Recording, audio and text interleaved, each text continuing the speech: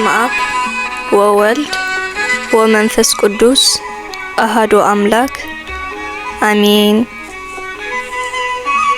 መዝሙር 26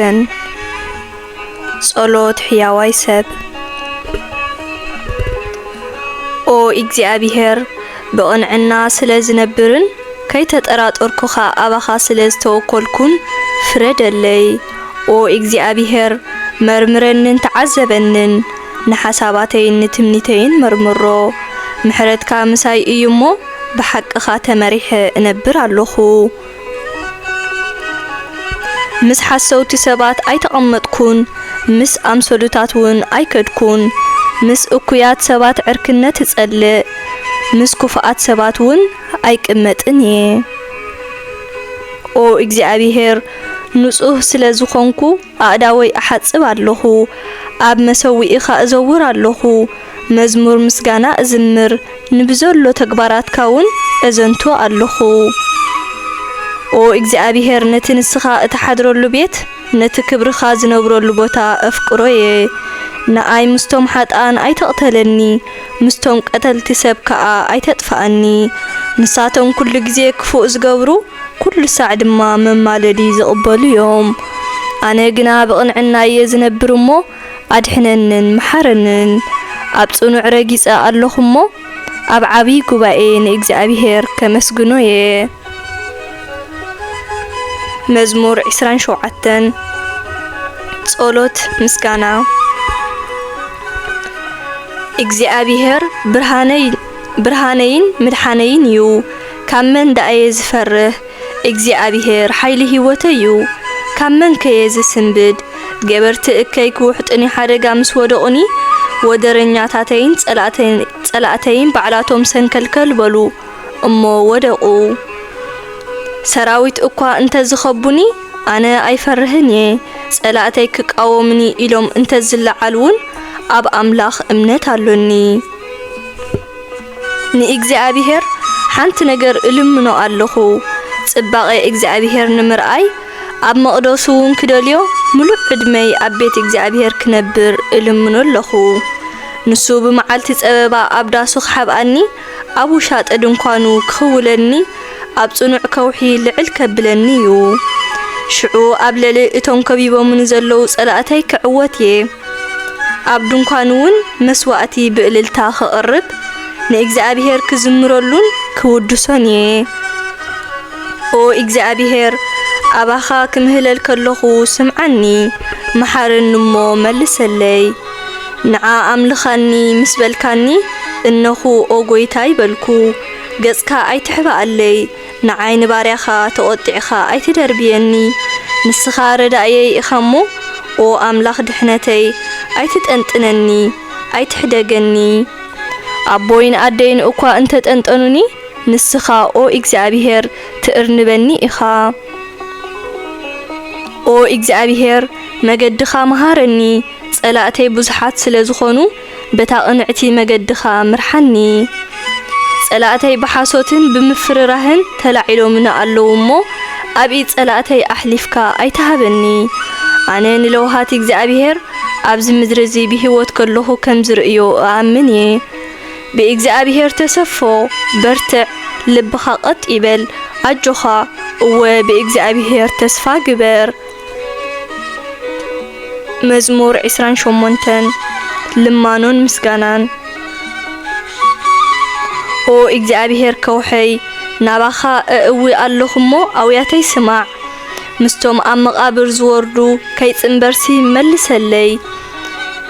ንእዳወይ ናብ ቅድስተ ቅዱሳን ኣልዒለ ናባኻ ክምህለል ከለኹ ስምዓኒ። ምስ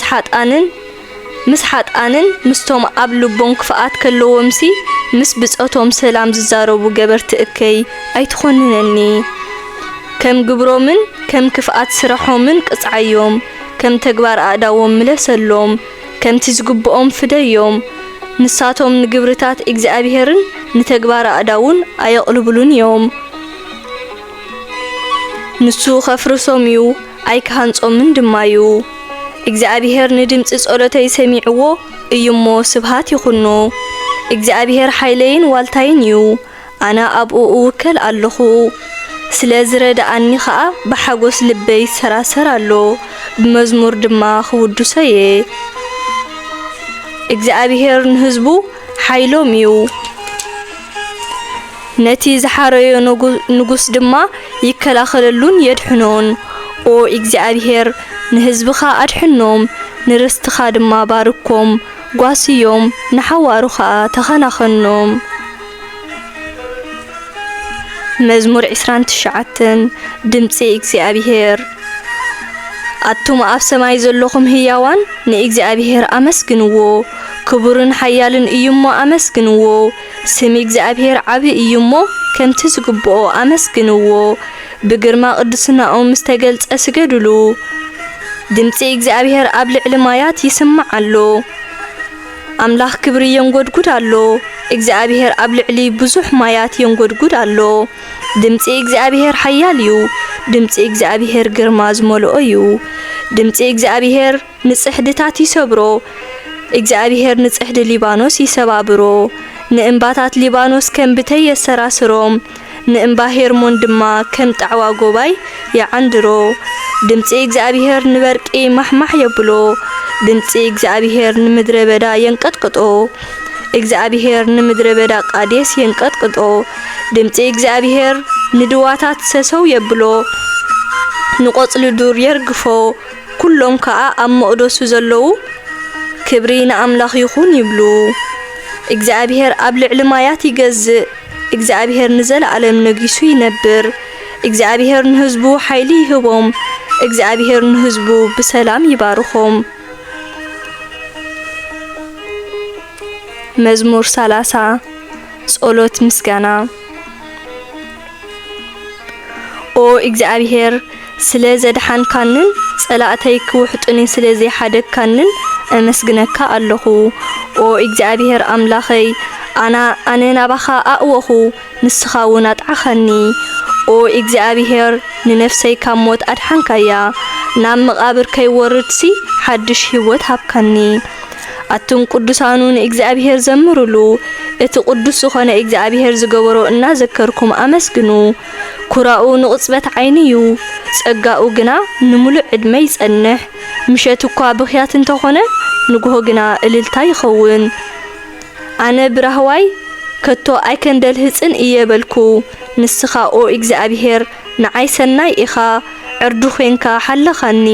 ገጽካ ምስ ከወልካ ግና ሰንበድኩ ኦ እግዚአብሔር ናባኻ ኣእወኹ ኦ እግዚአብሔር ከምዚ ስዕብ ኢለ ናባኻ ለመንኩ ኣነ እንተመትኩ ናብ መቃብር እንተወረድኩስ እንታይ ትረብሕ ሙታት ዶ ክውድስኻ ይኽእሉ እዮም ምሕረትካ ዶ ኸበስሩ ይኽእሉ እዮም ኦ እግዚአብሔር ስማዕ እሞ መሓረኒ ኦ እግዚአብሔር ረዳእየ ይኩን ንስኻ ከዓ ንብኽያተይ ናብ እልልታ ለወጥካለይ ከለይ ፈታሕካ ደስታውን ኣዕጠቅካኒ ስለዚ ስቃይ ክብልን እየ መዝሙር ምስጋና ክዝምረልካየ ኦ እግዚአብሔር ንስኻ ኣምላኸይ ኢኻ ኣነ ከዓ ንዘለዓለም ክውድሰካየ መዝሙር 31 ኣብ እግዚአብሔር ምውካል ኦ እግዚአብሔር ኣባኻ እውከል ኣለኹ ኣይተሕፍረኒ ንስኻ ጻድቕ ኣምላኽ ኢኻ እሞ እጽሊ ኣለኹ ኣድሕነኒ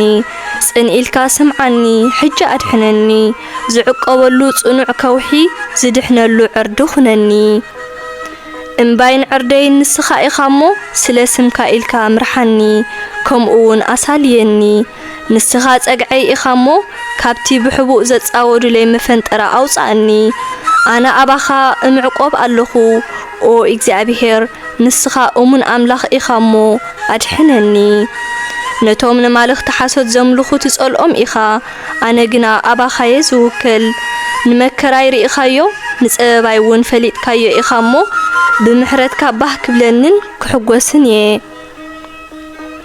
ኣብ ኢድ ጸላኢ ኣሕሊፍካ ኣይሃብካንን ናብ ዝደለኽዎ ክኸይድ ሓራ ገበርካኒ ኦ እግዚአብሔር ጸቢብና ኣሎ እሞ ኣዒንተይ ብብኽያት ደኸማ ኣነ እውን ብሓዘን ማህመንኩ ህይወተይ ብጓሂ ዓመታተይ ብእህታ ተወድአ ሓይለይ ብኣበሳይ ላሕልሐ ኣዕጽምተይ እውን ማህመነ كلهم صلاتي أوراقا غوربا بتينعقني اتم زفلطني يصيفني اب ادباباي زرؤيني خباي هادمو كم موت كل سب رسعني كم سبراق حخا تدربخو بزحات صلاتي يحميني ألو سنباد دما خببني كغود اني تماخرو كوتلني وديت كبرو لي انا جنا او اغزابيهر اباخا اوكل اللخو املاخي نسخا ايخا هيوتي اب ايدكايو كاب صلاتي اناغفني كاب سغوكتي ادحنني نعين باريخا بلوهاتكا طمتني بمحرتكا خا ادحنني او اغزابيهر ناباخا تمهليلا اللخمو اي تحفرني كفاءات سبات يواردو اب مقابر وريدوم دما سق يبلو وينتهم نصادق بتعبيتن عققن دفيروم ززاربو سباتسي افهم عبسوم نتهم زخبروخا بلوهاتكا زعقور كالوم سناي نجر ازيو عبي ايو نتهم اباخا زمحصونو بعبي لوهاتكا كم اتحلوهم كل سب يفلت ايو مسؤوم بمهلاوكا كاب وديت سب تخولهم كابتوم زصرفوم صلاتهم دما اب دنكانكا تحبኦም صلاتي كبيبهم كصببلي كلو محرت غيرلي ايمو እግዚአብሔር ይመስገን አነስ እግዚአብሔር ጋብ ገጹ ሰግዩግኒዩ ኢለ ስለዚ ሐሰብኩ ሰንበድኩ ናብኡ ምስአወኹ ግና ድምጽ ጸሎተይ ሰምዖ አትም ቅዱሳኑ ኩልኩም ለእግዚአብሔር አፍቅርዎ አትም ቅዱሳኑ ኩልኩም ለእግዚአብሔር አፍቅርዎ እግዚአብሔር ንኡሙናት ይሕልዎም እዩ ንዑብያት ግና ከምቲ ዝግብኦ ገይሩ ይቆጽዖም አቱም በእግዚአብሔር ተስፋ ትገብሩ ኩልኩም በርትዑ ልብኩም ወን ይጽናዕ መዝሙር 32 ንስሐን ሕድገት ኃጢአትን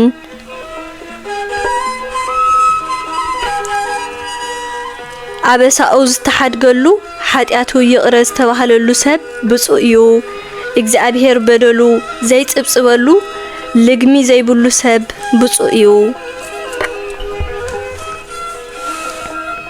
ኃጢአተይ ከይተናዘዝኩ ስቕ ምስበልኩ ሙሉእ መዓልቲ ብምግዓረይ ሰብነተይ ማህመነ ኦ እግዚአብሔር ለይትን መዓልትን ቀጻዕኻንሞ ከምቲ ሃሩር ሓጋይ ንጠለት ዘንቅጾ ሓይለይ ብሙሉእ ደኸመ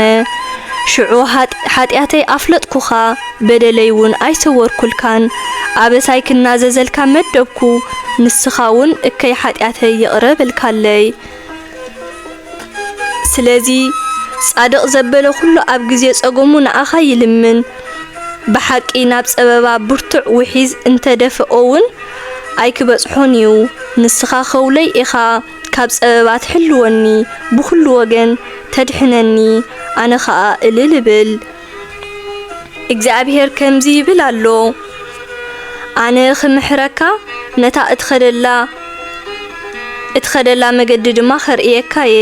كعزبكان كمخركاني كمتوم أمورو زي بلوم نابخا مقراب سلا زعبيو بلبابن بلوغامن انت زي كوينو زي قروه أفراسن أباقلن أي تخونو نخوفو سب بزوح سقايا اللوو نتينا بإجزابيهر زوكال جنا إجزابيهر بزل علما وفقري يخبو أتوم تصادق أن بيتي إجزابيهر زقبورو تحقوسو بعد ما يبلكم أتوم قناعات لبي كل خاتكم إلل بلو مزمور 33 مزمور مسكانا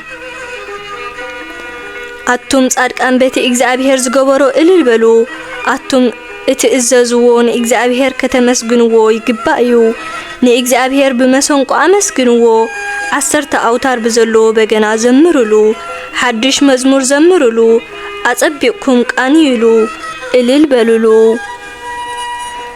قال እግዚአብሔር ኩሉ ሐቅ እዩ ተግባሩ ኩሉውን እሙን እዩ እግዚአብሔር ጽድቅን ፍትሕን ይፈቱ ምድሪ ኸኣ ብምሕረቱ ምልእትያ እግዚአብሔር ንሰማያት ብትእዛዙ ንፀሓይን ወርሕን ንኸዋኽብትን ከኣ ብቃሉ ፈጠሮም ንማያት ባሕሪ ኣብ ሓደ ይእክቦ ንመዓሞቕ ባሕሪ ኣብ መዛግብቲ ይዓጽዎ ምድሪ ብምልእታ ንእግዚአብሔር ተምልኾ ኣብ ዓለም ዝነብሩ ኩሎም ህዝቢ ንእግዚአብሔር ይኽብርዎ ንሱ ምስተዛረበ ዓለም ተፈጥረ ንሱ ምስ ኣዘዘ ኩሉ ህልዊ ኾነ እግዚአብሔር ንምኽሪ ኣህዛብ ኮንቲ ይገብሮ ንሓሳባት ህዝብታት የጥፍኦ ምኽሪ እግዚአብሔር ግና ንዘላለም ይነብር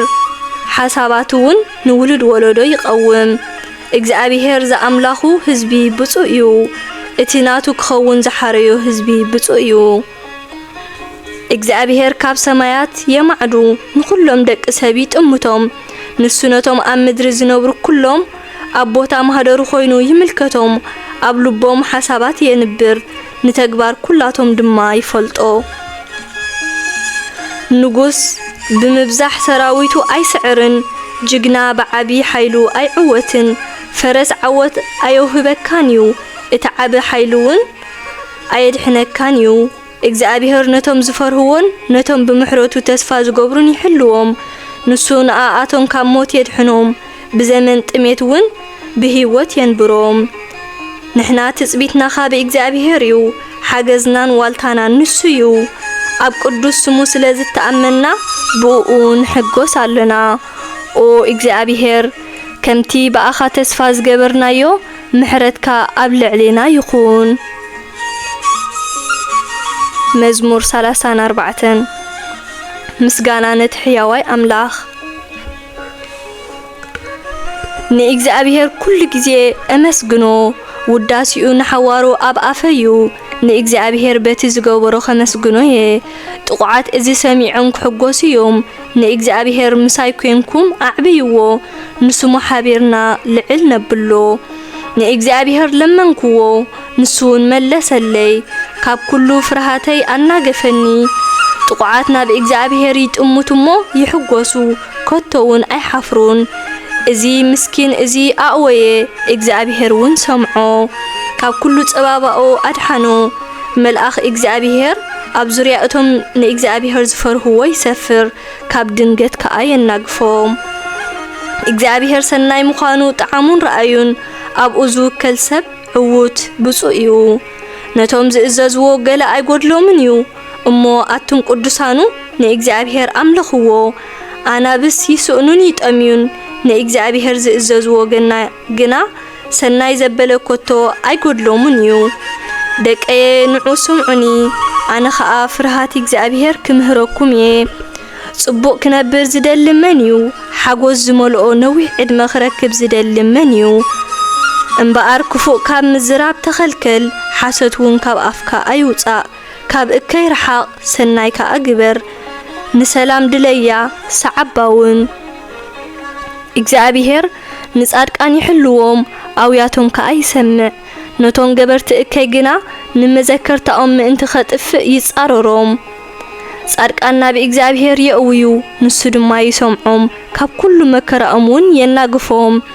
እግዚአብሔር ነቶም ልቦም ዝተሰብረ ቀረባኦም እዩ ነቶም መንፈሶም ዝተደቕሰ ድማ የድሕኖም ናይ ጻድቕ መከራ ብዙሕ እዩ እግዚአብሔር ግና ካብ ኩሉ የናግፎ እግዚአብሔር ንኩሉ እንትናኡ ይባልሆ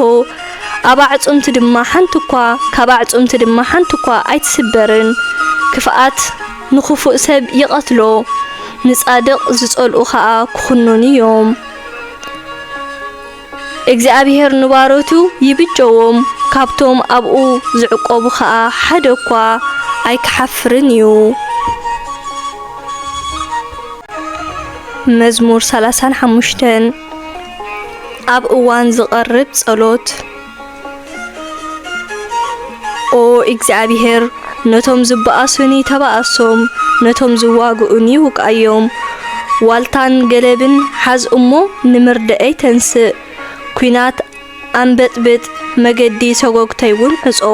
ንዓይ ከዓ መድሓኒኻ ኣነ የበለኒ እቶም ክቆትልኒ ዝደልዩ ይሕፈሩን ይነውሩን እቶም ንጥፍኣተይ ዝኣልሙ ንድሕሪት ይመለሱን ይሕፈሩን ከምቲ ኣብ ቅድሚ ንፋስ ዘሎ ብኡቡቕ ይኹኑ መልአኽ እግዚአብሔር ከዓ የባርሮም መገዶም ጸልማትን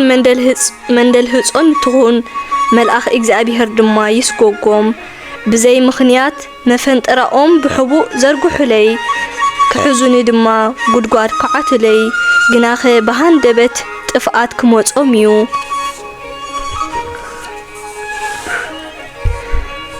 በቲ ዘጻወድዎ መፈንጠራ ክትሓዙ እዮም ኣብ ጉድጓድ ወዲቆም ከኣ ክጠፍኡ እዮም ኣነ ግና ብእግዚአብሔር ባህ ክብለኒዩ ስለ ዘድሓነኒ ድማ ክሕጎስ እየ ኣነ ከኣ ንእግዚአብሔር ኦ እግዚአብሔር ንስኻ ንድኹን ካብቲ ዝሕይሎ ንምስኪንን ድኻን ካብቲ ዝብዝብዞ ተናግፎ ንዓኻ ዝመስለካ መን ኣሎ ክብሎየ ሓሰውቲ ምስክር ተንሲኦም ብዘይ ገበርክዎ በደል ይኸሱኒ ኣለዉ ኣብ ክንዲ ሰናይ እከይ ይፈዲኒ ኣነ ከኣ ከም ዘኽታን ኮንኩ ኣነ ግና ምስ ሓመሙ ከሊ ተኸደንኩ ንነፍሰይ ብጾም ቀጻዕኩዋ ርእሰይ ኣድኒነውን ጸድለኹ ከምቲ ንፈታውየይን ሓወይን ገይረ ጸለኹ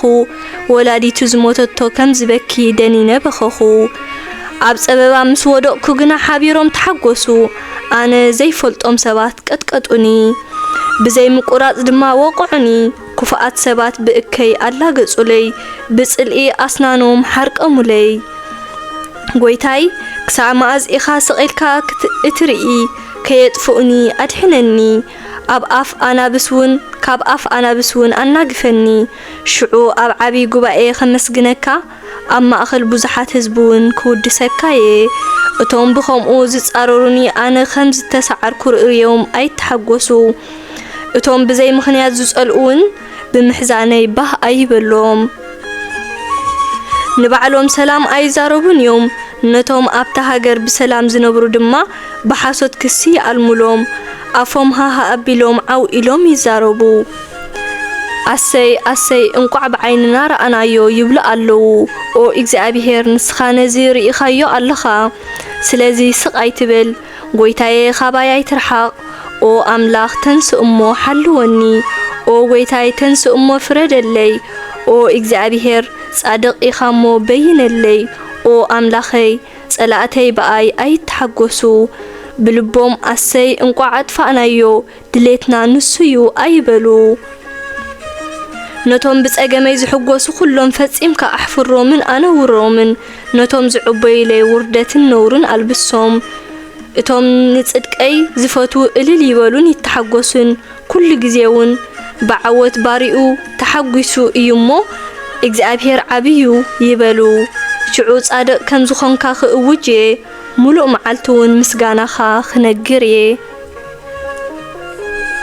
መዝሙር 36 ክፍኣት ወዲ ሰብ ሓጢአት ንኽፉእ ሰብ ኣብ ውሽጢ ልቡ ይዛረቦ ፍርሃት እግዚአብሔር ዝብልዎ ድማ የብሉን ንሱ ንገዛእ ርእሱ ኣዕብዩ ስለ ዝሓስባ እግዚአብሔር ሓጢአት ከም ዝገበርኩ ኣይፈልጥን እዩ ስለዚ ኣይኩንነንን እዩ ይብል ዝዛረቦ ኩሉ እከይን ጥልመትን እዩ ምስትውዓል ዝመልኦን ሰናይ ምግባርን ሓዲግዎ እዩ ኣብ ምድቃሱ ክፍኣት ይፍሕስ ብእከይት መገዲ ይኸይድ ንእከይ ኣይጽዮፎን እዩ ምሕረት እግዚአብሔር ኦ እግዚአብሔር ምሕረትካ ክሳብ ሰማያት ልዕል ዝበለ እዩ ሓቀኛ ምዃንካ ከዓ ክሳብ ጠፈር ዝበጽሕ እዩ ኦ ኣምላኽ ጽድቅኻ ከም እምባታት ልዑል እዩ ቅንዕናኻ ከም ባሕሪ ዓሚቕ እዩ ኦ እግዚአብሔር ንሰብን እንስሳን እተድሕኖም ንስኻ ኢኻ ኦ ኣምላኽ ምሕረትካ ክንደይ ክቡር እዩ ደቂ ሰብ ከዓ ኣብ ትሕቲ ኣኽናፍካ የጽልሉ በሃብቲ ቤትካ ተጽግቦም ብወሓዚ ለውሃትካ ተርውዮም መበቆል ህይወት ንስኻ ኢኻ ብብርሃንካ ብርሃን ንርኢ ኣለና ነቶም ዝፈልጡኻ ምሕረትካ ነቶም ቁንዓት ልቢ ጽድቅኻ ወስኸሎም ዕቡያት ሰባት ከጥቅዑኒ ኩፍኣት ሰባት ድማ ከሳጉጉኒ ኣይትፍቀደሎም እንሆ እቶም ገበርቲ እከይ ወደቁ ክትንስኡ ከዓ ኣይከኣሉን መዝሙር 37 መወዳእታ ሕያዋይ ሰብን ክፉእ ሰብን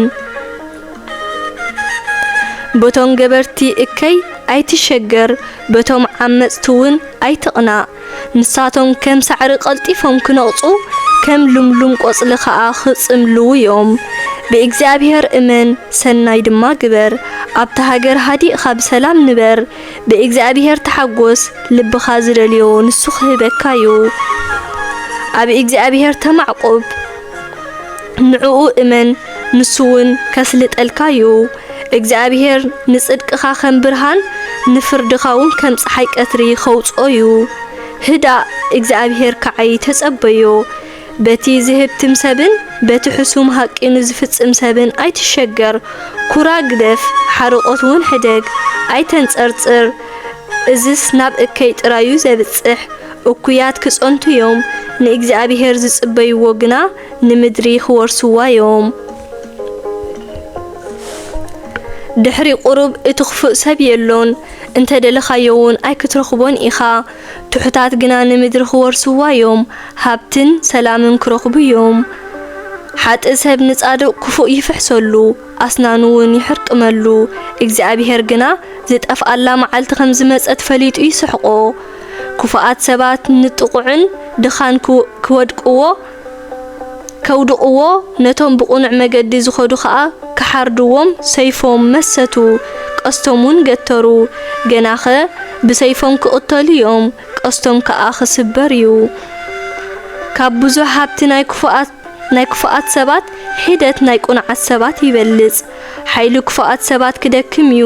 ንቁንዓት ሰባት ግና እግዚአብሔር ይድግፎም እዩ እግዚአብሔር ነቶም ዝእዘዝዎ ይሓልየሎም ምድሪ ኸኣ ንዘለዓለም ርስቶም ክኸውን እዩ ብኽፉእ ዘመን ኣይክሽገሩን እዮም ብመዓልታት ጥሜትውን ክጸግቡ እዮም ክፉኣት ሰባት ግና ክጠፍኡ እዮም ጸላእቲ እግዚአብሔር ድማ ከም ዕምባባ መሮር ክቕህሙ እዮም እወ ከም ትኪ ኸኣ ክበኑ እዮም ክፉእ ሰብ ተለቂሑ ኣይመልስን እዩ ቁኑዕ ሰብ ግና ርህሩህ ስለ ዝኾነ ይህብ እቶም እግዚአብሔር ዝባርኾም ንምድሪ ክወርሱዋ እዮም እቶም ንሱ ዝረግሞም ግና ክጸንቱ እዮም እግዚአብሔር ንሰብ ቁኑዕ መገዲ የርእዮ ነቶም ዘሐግስዎ ኸኣ ይሕልዎም እግዚአብሔር ብኢዱ ስለ ዝድግፎም እንተ ተዓንቆፉ እኳ ፈጺሞም ኣይክወድቁን እዮም ንእሽቶ ነበርኩ ኣሪገ ኸኣ እነኹ ግናኸ እግዚአብሔር ንቁኑዕ ኣይሓድጎን እዩ ዘርኡ እንጌራ ክልምኑ ኸቶ ኣይረኣኹን ቁኑዕ ሰብ ኩሉ መዓልቲ ብልግሲ ይህብን የለቅሕን ዘርኡ ድማ በረኸት ከዓጽድዮም ካብ እከይ ረሓቕ ሰናይ ከኣግበር ዘርእኻውን ንዘለዓለም ክነብርዮም ከመይ እግዚአብሔር ቁኑዕ ዘበለ ይፈቱ ነቶም እሙናት ህዝቡ ኸኣ ኣይሓድጎምን እዩ ንዘለዓለም ይሕልዎም ዘርኢ ክፉኣት ሰባት ግና ክጸንቱ እዮም ጻድቃን ንምድሪ ክወርሱዋ ኣብኣውን ንዘለዓለም ክነብሩ እዮም ቁኑዕ ሰብ ብምስትውዓል ይዛረብ ካብ ኣፉ ኸኣ ፍትሒ ይወፅእ ሕጊ ኣምላኹ ኣብ ልቡ እዩ ስጉምቱ ሰንከልከል ኣይክብልን እዩ ሓጥእ ንጻድቕ ይጸናተዎ ክቐትሎውን ይደሊ እግዚአብሔር ኣብ ኢጸላይኡ ኣይክሓድጎን እዩ ክኽሰስ ከሎውን ክኽንንዎ ኣይሓድጎን እዩ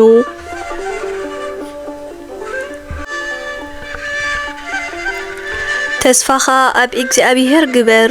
ትእዛዛቱን ሓሉ ንምድሪ ክትወርሳ ልዕል ከብለካ እዩ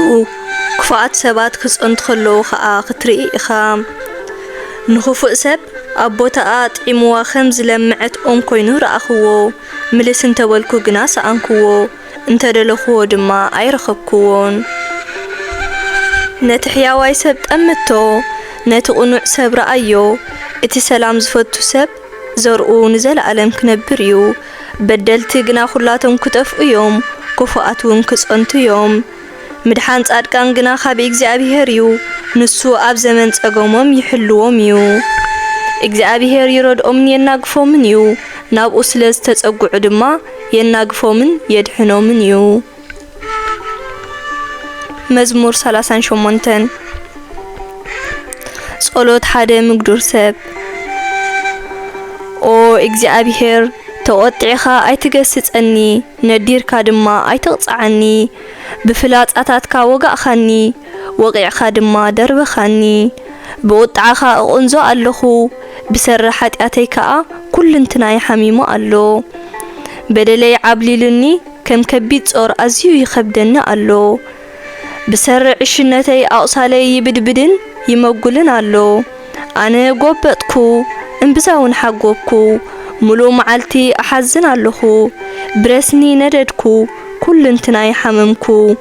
أنا مهممكو انبزا تقطقطكو كاب حزن لبي استلعله اقعر اللخو قويتاي كل هاررتاي تفلط إيخا تايون أي تصوركان لبي ترق يبل حيليت المنة ألو برهانا عينتاي تأفأني قصلي سلا زبرتعه فتوتين عروخين كاباي رحقو أزماديكا أبرحق دو يبلو ألو اتم كقتل نزدليو مفنت رايت أودلي اتم كقود نزدلي دما خطفوني يفكر لي ألو ملو معلتون كفاءات يألملي ألو أنا جنا خمزي سمعت أمان كونكو أفو خمز التعبسة أفو خمزي كفت عباس كونكو وكمزي سمع بأفون ملاش كمزي هب سبأي كونكو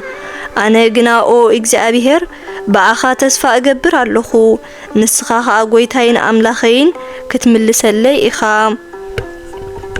كمزي لا خصة أزفقت كان نسخة سلازخونكا سقبل أفي أي كفتن بموقعتي إدكا اتأفأ اللخو نمعتكا خوايا رحقو ببدلو إنا قسسكا نسب تقصعو نخبروتو كم كنكونا جيركا تدفقو بحق هيوت سب شو إلو خمز حلف نفاسيو أبقد ميخا قاشا كم كلهم أبوتاتي سدتنياي أو قويتاي صولوتي سمع إذنخا نبقوياتي ملس كنبع خلقو نعارد أني قد مموماتي قرب كحقوس بيني حدقني مزمور 4 مزمور مسكانا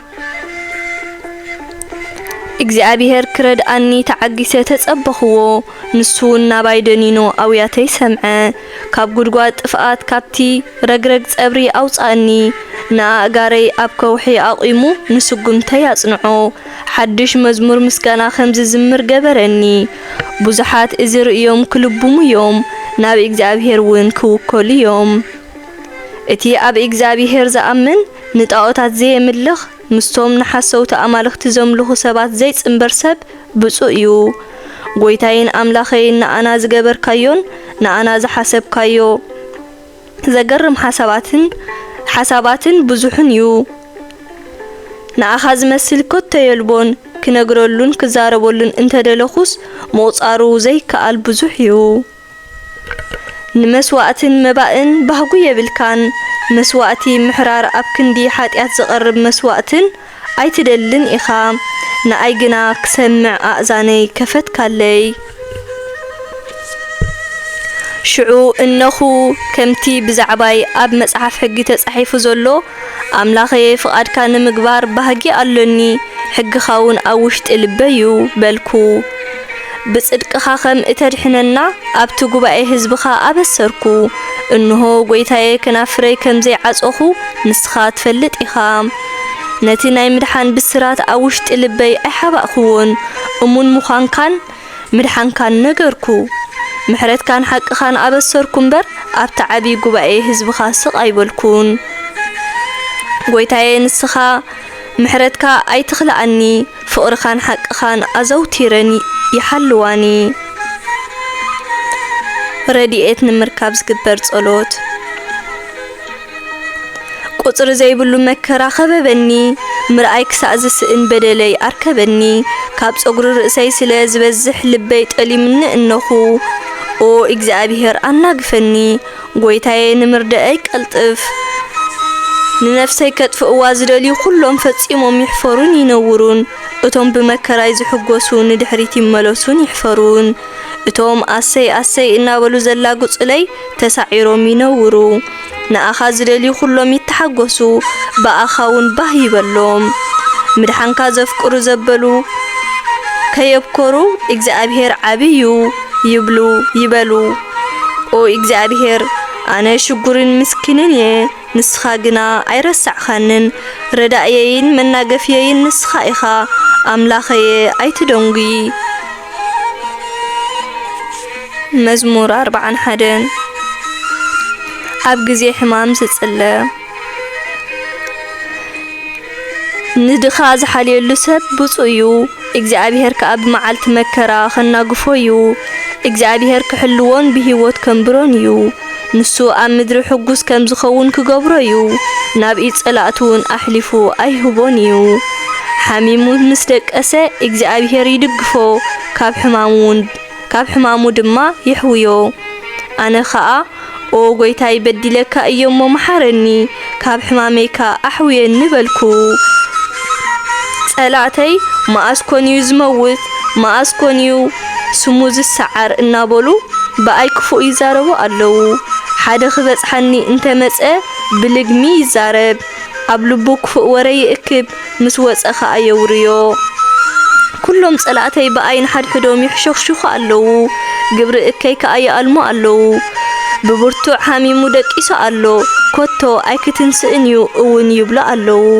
እወ እቲ ኣነ ዝኣምኖ እንጌራይ ዝበልዐ ፈታውየ እኳ ጽርደይ ኮነ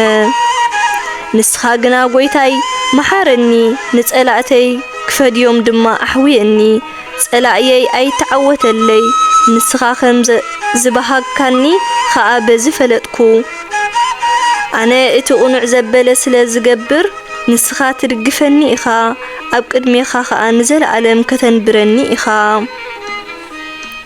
እግዚአብሔር አምላክ እስራኤል ይመስገን ካብ ዘለዓለም ንዘለዓለም ይመስገን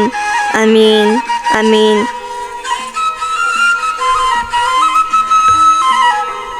ካልኣይ መጽሐፍ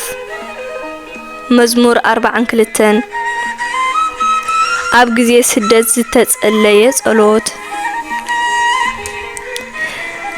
ኢራብ ናብ ዓይኒ ማያት ከም እትናፍቕ ኣነ ኸኣኦ ኣምላኽ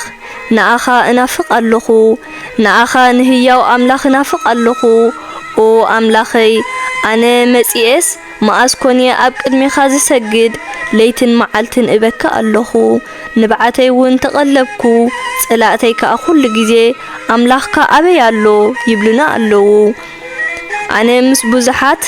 ምስቶም ብድምፂ እልልታን ምስጋናን በዓል ዘብዕሉ ህዝቢ እኸይድ ከም ዝነበርኩ ናብ ቤት ኣምላኽ እመርሖም ከም ዝነበርኩ እናዘከርኩ ብጓህ ልበይ ተሰብረ ስለምንታይ ዝጉሂ ስለምንታይ ከዝህወኽ ተስፋይ ኣብ ኣምላኸይ ክገብር እየ ንመድሓንየይን ኣምላኸይን መሊሰ ከመስግኖየ ኦ ኣምላኸይ ኣብ ምድሪ ስደት ኮይነ እጉህ ኣለኹ ስለዚ ኸኣ ካብ ምድሪ ዮርዳኖስ ካብ ኣኽራን ሄርሞን ካብ እምባ ሚሳር እዝክረካ ኣለኹ ንመዓሙቕ ብድምፂ መንጫዕጫዕታ ይጽውዖ መሸምቦቦታትን ማዕበላትን ዘበለ ብልዕለይ ሓለፈ እግዚአብሔር ብመዓልቲ ዘለዓለማዊ ምሕረቱ ይሰድድ ኣነ ኸኣ ብለይቲ መዝሙር እዝምር ንኣምላኽ ህይወተይ እውን እጽሊ ኣነ ነቲ ጸግዒ ዝኾነ ኣምላኽ ንምንታይ ኢኻ ዝረሳዕካኒ ንምንታይ ከብሰሪ ጥቕዓት ጸላእቲ ከየቋረጽኩ ዝሓዝን እብሎ ኣለኹ ኩሉ መዓልቲ ኣምላኽካ ኣበይ ኣሎ እናበሉ ስለ ዘሕስሩኒ ኣነ ብጸርፊ ጸላእተይ ተደቆስኩ ስለምንታይ ዝጉሂ ስለምንታይ ዝህወኽ ተስፋይ ኣብ ኣምላኽ ክገብር እየ ንመድሓንየይን ኣምላኸይን መሊሰ ከመስግኖ እየ መዝሙር 43 ኣብ ግዜ ስደት ዝተጸለየ ጸሎት ኦ ኣምላኽ በይነለይ ምስቲ ፍርሃት እግዚአብሔር ዘይብሉ ህዝቢ ተማጎተለይ ካብ ሓሳውን ዓማጽን ሰብ ኣድሕነኒ ሓይለይ ዝኾንካ ኣምላኽ ንስኻ ኢኻ ስለምንታይ ደኣ ደርበኻኒ ስለምንታይ ከብሰሪ ጥቕዓት ጸላእቲ ከየቋረጽኩ ዝሓዝን ብርሃንካን ሓቅኻን ለኣኽ ንሳተን ይምርሓኒ ናብ ጽዮን ናብ ቅድስቲ እምባኻን ናብታ ምሕደሪኻ ዝኾነት ቤት መቕደስን የብጽሓኒ ሽዑ ኦ ኣምላኽ ናብ መሰውኢኻ ኸኣቱየ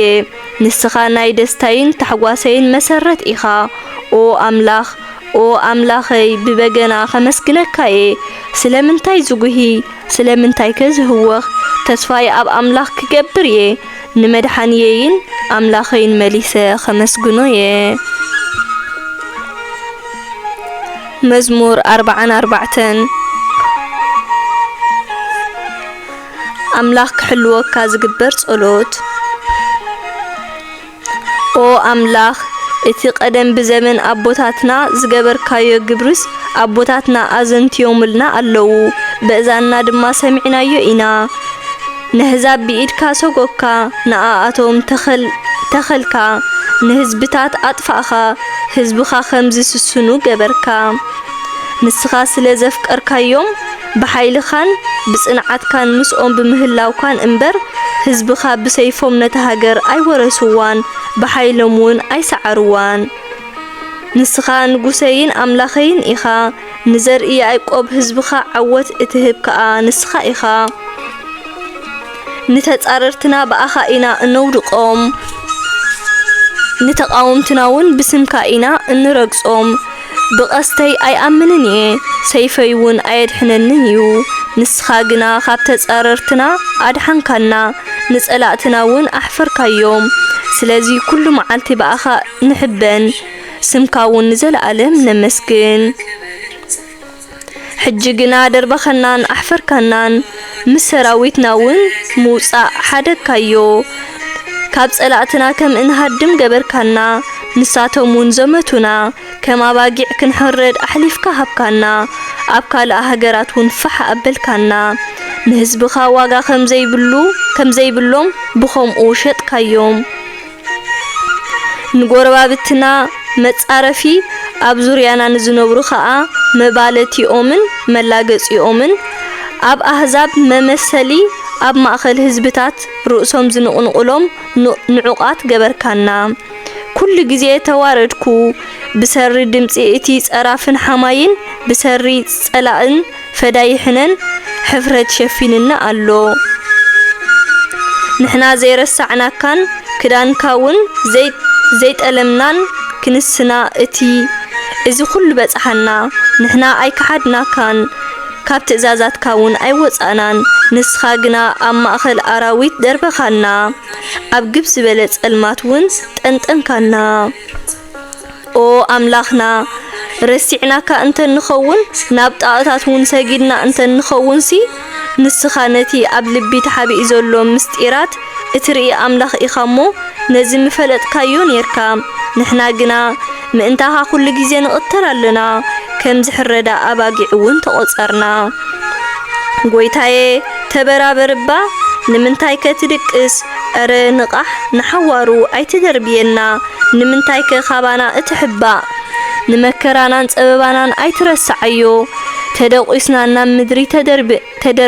ተደርበና ተሳዒርና ኣብ ሓመድ በጥበልና ንዓ ርድኣና መሓሪ ስለ ዝኾንካ ኣድሕነና መዝሙር 45 ኣብ መርዓ ዝተገብረ መዝሙር ንንጉስ ክደርሰሉ ከለኹ ካብ ልበይ ጽቡቕ ቃላት ይግንፍል ልሳነይ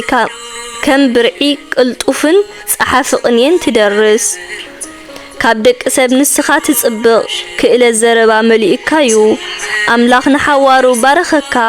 ኣታጅግና ንጉስ ሰይፍካ ኣብ ሕቖኻ ዕጠቕ ክብርኻን ግርማኻን ልበስ ግርማ ለቢስካ ክትዕወት ውፃእ ንሓቅን ጽድቅን ተኸላኸለለን ብሓይልኻ እውን ዓወት ክትረክብ ኢኻ ፍላጻታትካ በላሕቲየን ኣብ ልቢ ጸላእትኻ ይኣትዋ ህዝብታት ኣብ ትሕቲኻ ይወድቁ እታ ኣምላኽ ዝሃበካ ዝፋንካ ንዘለዓለም ይነብር ዘንጊ መንግስትኻ እውን ዘንጊ ቅንዕናያ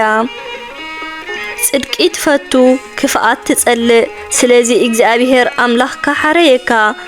ሓለፋ ብጾትካ ከዓ ብዘይቲ ሓጎስ ቀባኣካ ኣልባስካ ኩሉ ግዜ መዓዛ ከርበን ዓልወን ዝባድን ይጨኑ ብስኒ ሓርማዝ ኣብ ዝተሰርሐ ኣዳራሽ ብድምፂ በገና ባህ ይብለካ ኣሎ ኣብ ማእኸል እተን ክቡራት ኣንስትኻ ኣዋልድ ነገስታት ኣለዋን እታ ንግስቲ ጽሩይ ወርቂ ተሰሊማ ኣብ የማንካ ትቐውም ጓሌ ናብቲ ዝብለኪ ስምዒ ረኣይ እውን እዝንኺ ከዓ ጽለዊ ህዝብኽን ቤት ኣቦኽን ረስዒ ብመልክዕኺ ንጉስ ፈቲክ እዩ ንሱ ጎይታኺ እዩ እሞ ስገድሉ ህዝቢ ጢሮስ ገጽ በረኸት ከምጽኡልክዮም ሃብታማት ህዝቢ ኣብ ቅድሜኺ መጎስ ክረኽቡ ክጽዕሩ እዮም እታ ኣብ ቤት መንግስቲ ዘላ ልዕልቲ ኣዝያ ጽብቕቲ እያ ክዳውንታ ወርቂ ዘቦዩ ዝንጉርጉር ክዳና ምስ ተኸድነት ናብ ንጉስ የእትውዋ ኣዳኖታታ ደናግል ይስዕበኣ ንኣኣተን እውን ናብቲ ንጉስ የእትውወን ብሓጎስን ብእልልታን ተዓጅበን ናብ ቤት ንጉስ ይኣትዋ ኣብ ክንዲ ኣቦታትካ ነገስታት ዝኾኑ ውሉድ ክህልውኻ እዮም ኣብ ብዘላ ምድሪ እውን መሳፍንቲ ክትገብሮም ኢኻ ካብ ወለዶን ወለዶ ብመዝሙር ስምካ ክዝክሮ እየ ስለዚ ህዝብታት ንዘለዓለም ከመስግኑኻ እዮም መዝሙር 46 እግዚአብሔር ምሳና እዩ ኣምላኽ ንኣና ምዕቆብን ሓይልን ብጸበባ ፍጡን ረድኤትን እዩ ስለዚ ምድሪ እንተ ተገልበጠት እንባታት እውን ኣብ ማዓሞኡ ባሕሪ እንተ ጣሓሉ ማያቱ እንተ ሃመመን እንተ ዓፈረን ኣኽራን ብነድሮም እንተ አንቀጥቀጡ ንሕናስ ኣይንፈርህን ኢና ወሓይዙ ንኸተማ ኣምላኽ ነታ ቅድስቲ ቦታ ማህደር እቲ ልዑል ዘሐጉስ ርባ ኣሎ ኣምላኽ ኣብ ማእኸል እታ ከተማ ስለ ዘሎ ኣይክትፈርስን እያ ክወግሕ ከሎ ኣምላኽ ክረድኣ እዩ ኣህዛብ ተሸበሩ መንግስታት ተናወፁ እግዚአብሔር ድምፁ ኣስምዐ ምድሪ መኸኸት ጎይታ ሰራዊት ምሳና እዩ ኣምላኽ ያዕቆብ እምባና እዩ ንዑ ነቲ እግዚአብሔር ዝገበሮ ግብርታት ረአዩ ነቲ ኣብ ምድሪ ዝገበሮ ዘደንቕ ነገራቱ ጠምቱ ንውግእ ኣብ ኩላ ምድሪ መወዳእታ ይገብረሉ ንቐስቲ ይሰብሮ ንኹናት ይቐራስሞ ንዋላቱ ብሓዊ የንድዶ ውግእ ደው ኣብሉ ህድእ ከኣበሉ ኣነ ኣብ ማእኸል ኣህዛብ ልዕል ዝበልኩ ኣብ ምድሪ ኸኣ ልዕል ዝበልኩ ኣምላኽ ምዃነይ ፍለጡ ይብል እግዚአብሔር ጎይታ ሰራዊት ምሳና እዩ ኣምላኽ ያዕቆብ እምባና እዩ መዝሙር 47 እግዚአብሔር ዓቢ ንጉስ እዩ ኣቱም ኣህዛብ ኩልኹም ኣእዳውኩም ኣጣቕዑ ንኣምላኽ ብሓጎስ እልል በሉሉ ልዑል እግዚአብሔር ዝፍራሕ እዩ ኣብ ልዕሊ ኩላ ምድሪ ዝነገሰ ዓቢ ንጉስ እዩ ንሱ ኣብ ልዕሊ ህዝብታት ኣዓወተና ንህዛብ ከኣ ከም እንገዝኦን ገበረና ንሱ ነታ እንነብረላ ምድሪ ሓረየልና ንሳ ሓበን ናይቶም እግዚአብሔር ዘፍቅሮም ህዝበ እስራኤል እያ ኣምላኽ ብእልልታ እግዚአብሔር ብደሃይ መለኸት ዓረገ ዘምሩ ምስጋና ንኣምላኽ ዘምሩ ምስጋና ንንጉስና ዘምሩ ኣምላኽ ንጉስ ኩላ ምድሪ እዩ እሞ መዝሙር ምስጋና ዘምሩሉ ኣምላኽ ኣብታ ቅድስቲ ዝፋኑ ይቕመጥ ንሱ ንጉስ ኩሎም ኣህዛብ እዩ መሳፍንቲ ኣህዛብሲ ምስ ህዝቢ ኣምላኽ አብርሃም ይእከቡ ኣለዉ እግዚአብሔር ካብ ኩሎም ሰራዊት ምድሪ ልዕል ይብል ንሱ ኣዝዩ ልዕል ዝበለ እዩ መዝሙር 48 ጽዮን ከተማ ኣምላኽ እግዚአብሔር ኣብ ከተማ ኣምላኽና ኣብታ ቅድስቲ እምባኡ ኣዝዩ ዓቢ እዩ ኣዝዩ ክምስገን ዝግባእ እዩ እታ እግዚአብሔር ዝሓረያ እምባ ጽዮን ጽብቕትን ልዕል ዝበለትን እያ ከተማ እቲ ዓቢ ንጉስ ሓጎስ ኩላ ምድሪ እያ ኣምላኽ ኣብ ኣዳራሻታ ኣሎ ንሱ ሓላዊኣ ከም ዝኾነ ኸኣ ኣርእዩ እዩ እንሆ ነገስታት ተኣከቡ ንእምባ ጽዮን ክወግእዋ ድማ ሓቢሮም ተሰለፉ ንጽዮን ምስ ረኣይዋ ግና ተደነቑ ተሸቢሮም እውን ሃደሙ ኣብኡ ሕርሲ ከም ዝሓዛ ሰበይቲ ምንቅጥቃጥ ሓዞም ንስኻ ከምቲ ንፋስ ምብራቕ ንመራኽብ ተርሴስ ዝሰባብረን ሰባበርካዮም ኣብታ ከተማ ጎይታ ሰራዊት ኣብታ ከተማ ኣምላኽና ከምቲ ሰሚዕናዮ ዝነበርና ከምኡ ረኣና ኣምላኽ ንዘለዓለም ከጽንዓዩ ኦ ኣምላኽ ኣብ ውሽጢ መቕደስካ ኮይንካ ብዛዕባ ምሕረትካ ኣስተንተና ኦ ኣምላኽ ኣብ ውሽጢ መቕደስካ ኮይንና ብዛዕባ ምሕረትካ ኣስተንተና ኦ ኣምላኽ ኩሎም ህዝብታት ኣብ ኩሉ የመስግኑኻ ስምካ ድማ ኣብ ኩሉ ዓለም ፍሉጥ እዩ ንስኻ ብቕንዕና ተመሓድሮም ብፍርድታትካ ህዝቢ ጽዮን ይተሓጎስ ኣብ ከተማታት ይሁዳ ድማ እልልታ ይኹን ህዝቢ ኣምላኽ ንጽዮን ዙርዋ ግብርታታ ቁጸሩ ንዝመጽእ ወለዶ ምእንቲ ከተዘንትውሉስ ቀጽርታታ መርምሩ ዕርድታታ ተዓዘቡ ከመይ እዚ ኣምላኽ እዚ ንዘለዓለም ኣምላኽናዩ ንሱ ንዘለዓለም ክመርሐናዩ መዝሙር 49 ኣብ ሃብቲ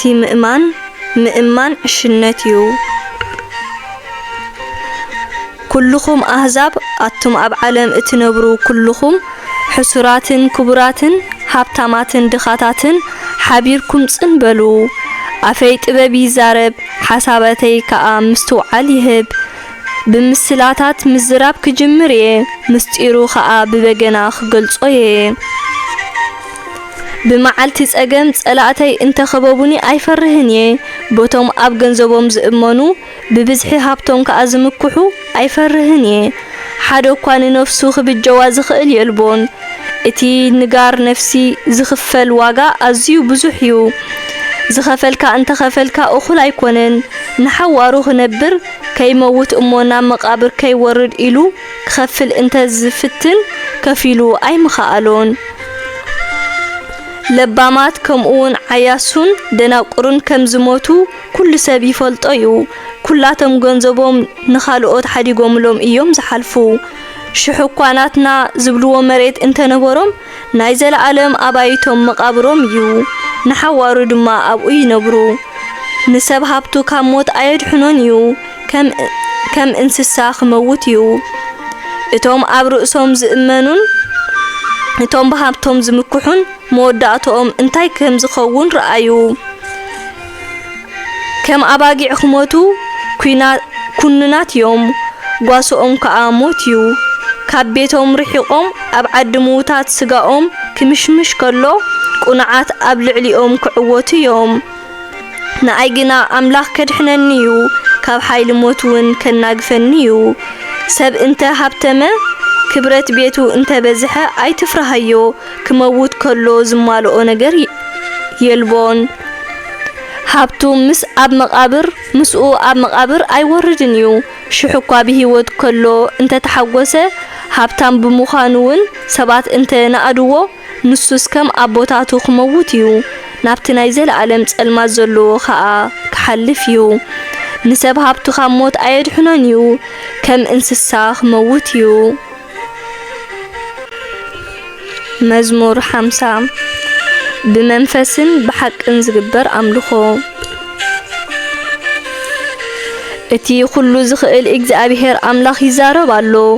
ንምድሪ ብምልእታ ከኣ ካብ ምብራቕ ፀሓይ ክሳብ ምዕራብ ፀሓይ ይጽዋዓ ኣሎ ካብ ጽዮን ካብታ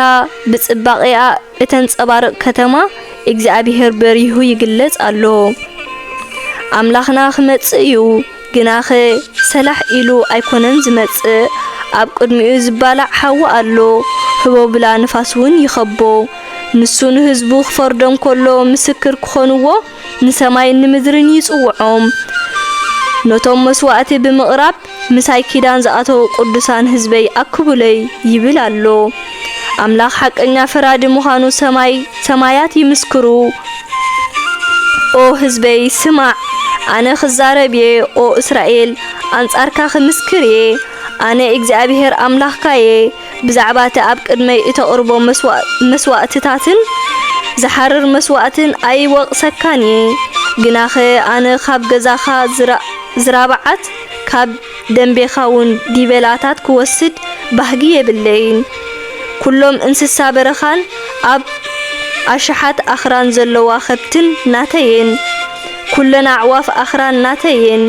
ኣብ ምድሪ ዝወሳወስ ኩሉ ኸኣ ናተዩ ምድሪ ኣብኣ ዘሎ ኩለን ናተይ ስለ ዝኾነ እንተ ዝጠምእ እኳ እንጌራ ኣይምለመንኩኻን ኣነዶ ስጋ ዝራብዓት እበልዕ ደም ዲበለታት እውን እሰትየ ንዓይኒ ኣምላኽ መስዋዕቲ ምስጋና ሰዋኣለይ ንዓይኒ ልዑል እውን መብጽዓኻ ፈጽመለይ ብመዓልቲ ጸበባ ድማ ጸውዓኒ ኣነ ኸናግፈካ እየ ንስኻ ከተኽብረኒ ኢኻ نحات جنا أملاك كم زسعب يبل نحات جنا أملاك كم زسعب يبلو كمي جركا إخاق علاتي اتدقم بزعبا خيدانيون كتزارب اتدفر كأرمكا انتبالكو تقسات اي تسأل نتزازاتيون ندحريخا تدربيو سراغي انت رأخا مسؤو تتعرارخ مس آمن زراتات دمات حبر كل جزيه كفو نمزراب دلوي إخا حاسوت نمزرابون دحر اي تبلن إخا تقميت كان حوخا تحميو نودي النخاون تنورا اللخا زو كل جيركا أنا سأقبلكوخا سلازي كما خا زخونكو مسلكا جناخي أنا خجسس أكا نحات ياتكاون كفلت أكاية أتوم نعاي نأملاخ اترسعني أنا خيط فأكم أمو زناقفكم كي تسؤنوس نزيز زبلكم زلخو أستبهلوو مسواتي مسقانا زسوا علي يخبرني نتيز إزازن كل خاء خد حنوية